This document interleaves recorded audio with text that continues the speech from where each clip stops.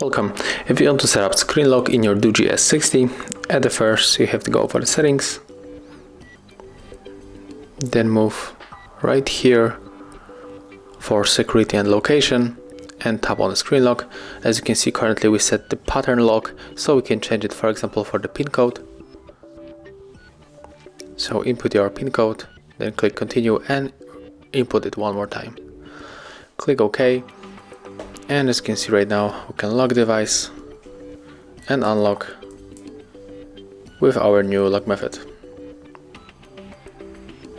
Thank you guys for watching. Leave thumbs ups, comments and subscribe to our channel. See ya!